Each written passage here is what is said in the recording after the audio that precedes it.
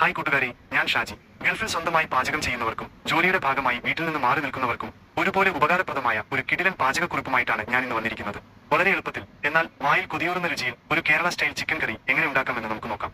ചോറ്, ചപ്പാത്തി, അപ്പം എന്നിവയുടെ കൂടെ കഴിക്കാൻ പറ്റിയ ഈ സ്വാദിഷ്ടമായ കറി നിങ്ങളുടെ ഇഷ്ടവിഭവങ്ങളുടെ പട്ടികയിൽ ഇടം നേടുമെന്ന് ഉറപ്പാണ്.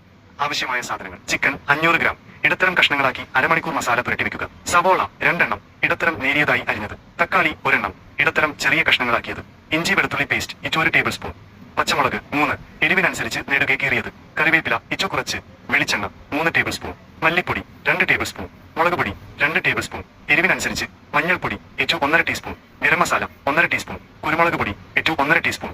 ഉപ്പ് ആവശ്യത്തിന്. വെള്ളം 2 കപ്പ്. മല്ലിയില കുറച്ച്. അരിഞ്ഞത് അലങ്കരിക്കാൻ.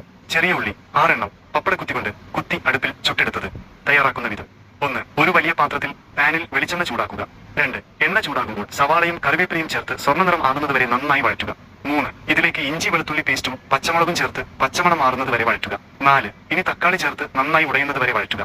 5. തീ കുറച്ച ശേഷം മഞ്ഞൾപ്പൊടി, മല്ലിപ്പൊടി, മുളക് പൊടി, ഗരം മസാല എന്നിവ ചേർത്ത് പച്ചമണം മാറുന്നതുവരെ 1-2 മിനിറ്റ് വഴറ്റുക. മസാലകൾ കരിഞ്ഞു പോകാതിരിക്കാൻ ശ്രദ്ധിക്കുക. 6. വൃത്തിയാക്കിയ ചിക്കൻ കഷ്ണങ്ങളും ആവശ്യത്തിന് ഉപ്പും ചേർത്ത് നന്നായി ഇളക്കി യോജിപ്പിക്കുക.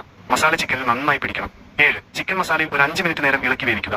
8. ആവശ്യമെങ്കിൽ 1 കപ്പ് തേങ്ങാപ്പാൽ ചേർത്ത് നന്നായി ഇളക്കുക. കറിക്ക് എത്ര ചാറ് വേണമെന്നനുസരിച്ച് ചൂടുവെള്ളം ചേർക്കാം. 9. പാത്രം അടച്ച് തീ കുറച്ച് ചിക്കൻ നന്നായി വേവുന്നത് വരെ ഏകദേശം 20 മുതൽ 25 വരെ മിനിറ്റ് വേവിക്കുക. അതിനുശേഷം ചുട്ടെടുത്ത ചെറിയ ഉള്ളി കഷ്ണങ്ങളാക്കിയിടുക. ഇടയ്ക്കിടെ ഇളക്കി കൊടുക്കുന്നത് അടിയിൽ പിടിക്കാതിരിക്കാൻ സഹായിക്കും. 10. ചിക്കൻ വെന്ത് കഴിയുമ്പോൾ ആവശ്യമെങ്കിൽ കുറച്ച് കുരുമുളക് പൊടി ചേർത്ത് ഇളക്കാം. 11. അവസാനമായി അരിഞ്ഞ മല്ലിയില വിതറി അടുപ്പിൽ നിന്ന് വാങ്ങുക. അങ്ങനെ നമ്മുടെ സ്വാദിഷ്ടമായ കേരള സ്റ്റൈൽ ചിക്കൻ കറി റെഡി. വീഡിയോ മുഴുവനായും കണ്ട് ഈ ചിക്കൻ കറി ഇഷ്ടപ്പെട്ടോ ഇല്ലയോ എന്ന് കമന്റ് ചെയ്യണം കേട്ടോ. നിങ്ങളുടെ അഭിപ്രായങ്ങൾ ഞങ്ങൾക്ക് വളരെ വിലപ്പെട്ടതാണ്.